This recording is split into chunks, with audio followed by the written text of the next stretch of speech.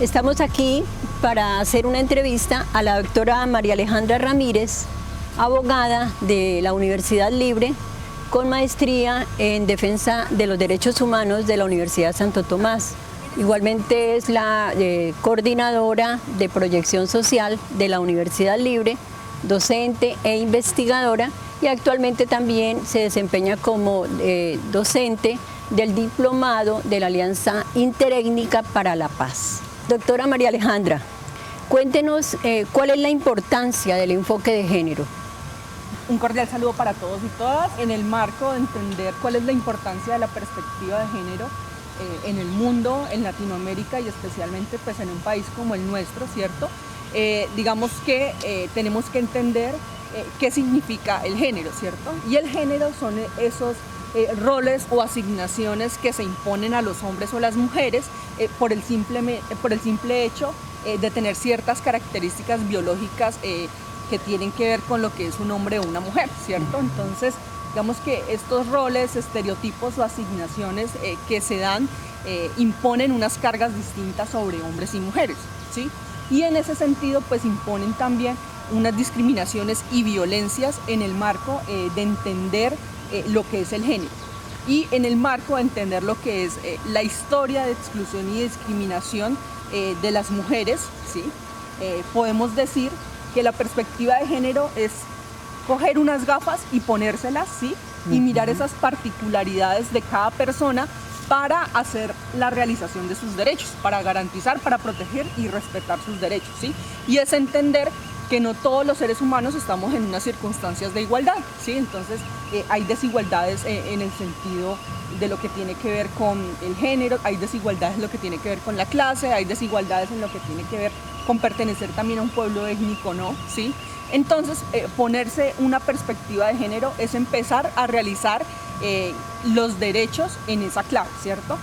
Esto es un método de análisis de las desigualdades por cuestiones de género y se enmarca también dentro de lo que sería una garantía de derechos desde un enfoque de derechos humanos, ¿sí? La garantía desde un enfoque de derechos humanos busca realizar los derechos, ¿sí? Como una obligación también de los estados, y las personas son sujetos de derechos y obligaciones en el marco de este enfoque de derechos humanos, pero como les digo, existe esta perspectiva para esta realización de derechos en el marco de entender esas particularidades. Entonces, la importancia del enfoque de género en todas las decisiones normativas, en toda la política pública, en nuestros ejercicios cotidianos, es entender esas diferencias, reconocerlas, ¿sí?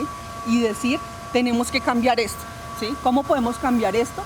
Y cómo a futuro pueden no existir estas exclusiones, estas invisibilizaciones en el marco de lo que es entender esa perspectiva de género. Y en ese sentido, entonces, ¿cuál es el avance más significativo que ha existido o que existe en este momento para reconocer esos derechos de las mujeres? Bueno, uno podría ver esos avances significativos desde varios puntos de vista. Entonces, digamos que desde el punto de vista normativo, yo diría que existen dos instrumentos muy importantes que son la CEDAW, que busca y hace parte del Sistema Universal de Derechos Humanos, que busca precisamente eliminar todas las formas de discriminación contra la mujer. Otro instrumento normativo muy importante es otro que busca sancionar y erradicar todas las formas de violencia contra la mujer, que es la Convención Belén do Pará, que hace parte de nuestros sistemas regionales, que hace parte del Sistema Interamericano de Derechos Humanos y que se integran a nuestra normativa a través de leyes aprobatorias de tratados internacionales, ¿sí? Entonces, digamos que existen unos derechos humanos diferenciados para las mujeres, y esto también hace parte de ese movimiento codificador también de los derechos y de los derechos humanos a nivel internacional, que cobra vigencia a partir de la Segunda Guerra Mundial, pero que empieza a ver a esos derechos humanos desde perspectivas diferenciales, ¿sí? Esto desde el punto de vista normativo.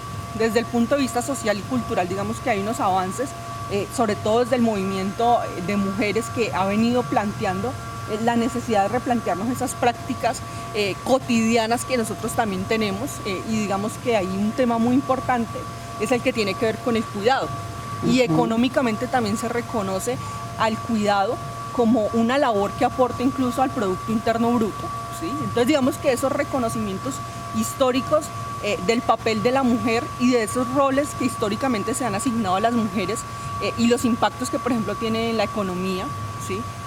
Son un avance muy importante. Sin embargo, pues nos falta consolidar, por ejemplo, sistemas de cuidados en nuestro país especialmente. Hay unos planes de desarrollo que lo han contemplado, el de Cali, el de Medellín y el de Bogotá, un poco más avanzado sobre estos sistemas de cuidado que reconozcan esa importancia de estas labores en la economía. Entonces, ahí tenemos unos reconocimientos importantes. También podemos decir que desde los colegios se ha empezado a plantear en lo que es la perspectiva de género, lo que hablábamos hace un rato sobre la educación en materia de derechos sexuales y reproductivos, que también son avances significativos, ¿sí? Entender lo que son las violencias. Entonces nosotros contamos con la ley 1257 que busca precisamente sancionar esas violencias. Antes, si uno hablaba con nuestras abuelas, ellas entendían lo que era la violencia física, ¿sí? Pero no se daban cuenta de la violencia psicológica. Entonces hay un tema bien importante del reconocimiento también de lo que son estos diferentes tipos de violencia y lo que significa también reconocerlas, significa también que necesitamos erradicar estas violencias. ¿Y cuáles han sido realmente el papel, usted ya lo ha mencionado, pero el papel de los movimientos sociales de las mujeres a favor de esos derechos? Bueno, digamos que, por ejemplo, la consolidación de instrumentos normativos no son esporádicas o por voluntades políticas que hayan nacido de la nada, sino que vienen de una fuerte presión internacional. Por ejemplo, la CEDAW también hace parte de esas disputas que ha tenido el movimiento social de mujeres para que se consoliden estos instrumentos normativos. El derecho al voto, ¿sí? Como las sufragistas, que fue también una larga historia por la conquista del derecho al voto. Entonces, digamos que estas olas del feminismo están enmarcadas dentro de lo que han sido estos movimientos sociales y la importancia también que han tenido en el reconocimiento de derechos. Por ejemplo, consolidar el delito del feminicidio en codificaciones como la nuestra, que incluso hoy, hace poco tuvieron unos cuestionamientos, también hace parte de un hecho político importante que significó el reconocimiento de este delito, y que este delito no solamente desde lo jurídico tiene implicaciones, sino también es un hecho político el que exista el delito del homicidio, pero también el feminicidio, de reconocer que efectivamente mueren hombres y mujeres, ¿sí? Pero en mayor proporción mueren mujeres por solamente el hecho de ser mujeres, y se ejercen violencias contra la mujer solamente por el hecho de ser mujeres. Entonces, el papel del movimiento social ha sido de especial relevancia en lo que son las codificaciones de los derechos, ¿sí? Y de los delitos contra las mujeres, pero también en el reconocimiento de una sociedad profundamente machista, ¿sí? Y que tiene la necesidad de cambiar, ¿sí? Y de ahí viene esa importancia del movimiento social, que cada día pues presiona para que se eliminen las violencias contra las mujeres. Podríamos decir que las leyes emergen es a partir de esas luchas y de esos movimientos sociales que son de base, ¿no?, de la comunidad, y que las mujeres los reclaman, ¿no? Una situación que vivimos hoy en el mundo es con relación a la pandemia.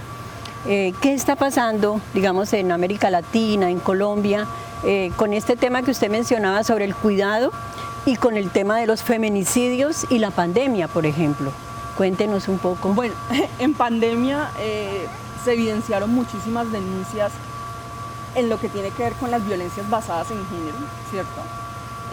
Y esas denuncias también parten en convivir con el agresor, ¿no? Entonces, lo que significa convivir con el agresor, estar encerrado con el agresor y no tener, por ejemplo, círculos de apoyo que nos permitan realizar, pues, denuncias o salir de estos espacios, ¿sí? Entonces, digamos que la pandemia evidenció precisamente la necesidad de reconocer la discriminación y la violencia contra la mujer, ¿sí? Se incrementaron incluso los feminicidios, sí, por esta convivencia también con el agresor.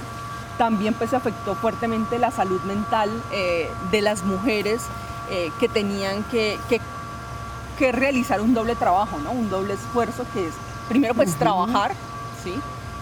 Y segundo, también trabajar en las labores de cuidado. Entonces, por un lado está el trabajo que es remunerado, que es reconocido, a través pues, de contratos laborales, pero está por otro lado este trabajo que se realiza, que son esos trabajos en el cuidado, ¿sí?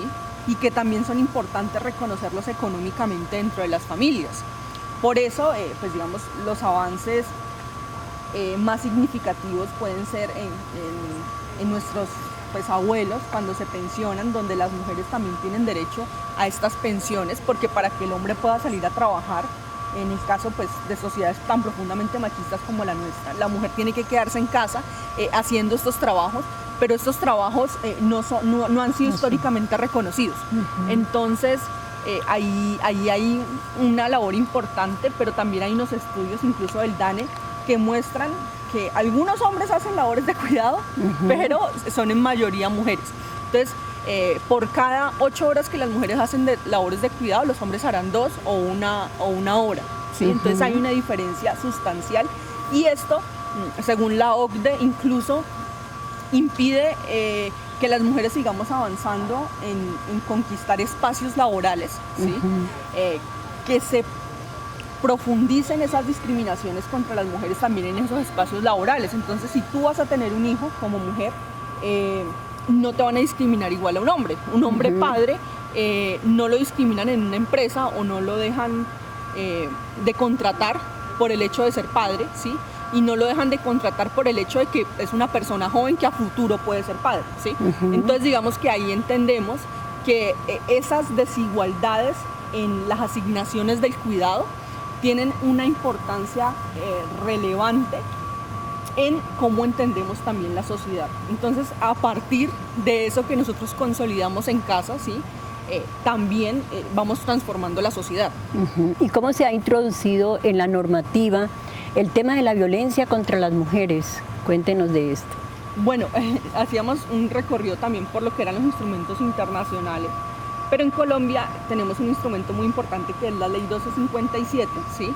Y que también en el Código Penal se han introducido unos delitos que tienen que ver con esas violencias específicas contra la mujer. Entonces, reconocer también esto implica crear rutas para la atención de violencias basadas en género. Incluso las universidades hoy tienen una obligación específica de tener rutas para la atención de violencias basadas en género. Las empresas tienen que tener estas rutas. Las comisarías tienen que tener estas rutas y también son responsables dentro del marco de estas rutas, ¿sí? Antes, si había un caso de acceso carnal violento, la gente no sabía qué hacer. Hoy ya saben cómo es esta ruta y también la socialización de estas rutas ha sido importante. Sin embargo, pues sigue habiendo un desconocimiento en el tema, pero digamos que hay unos avances importantes y tenemos que seguir trabajando en ello. ¿Y qué es lo que nos hace falta para eliminar todas estas formas de violencia contra las mujeres? Nos hace falta mucho trabajo conjunto. Sí. O sea, entender que esto no es solamente de las mujeres o no es una lucha por parte de las mujeres, sino que también los hombres tienen que tener un papel importante en estos espacios. Como sociedad también tenemos que cambiar económicamente, ¿sí? Entender que el cuidado tiene una importancia y el cuidado debe ser reconocido económicamente para las mujeres, ¿sí? También entender la maternidad, no desde esa perspectiva que siempre la hemos entendido, sino también entenderla como un hecho político, ¿sí? Y de que las dos partes que están en estos espacios pues se pongan de acuerdo sobre cómo dividir estas funciones, ¿sí? También entender que no todas las mujeres quieren ser madre, también es importante entenderlo. Y tenemos que hacer ciertos cambios culturales, ciertos cambios sociales y en cómo nos entendemos entre hombres y mujeres.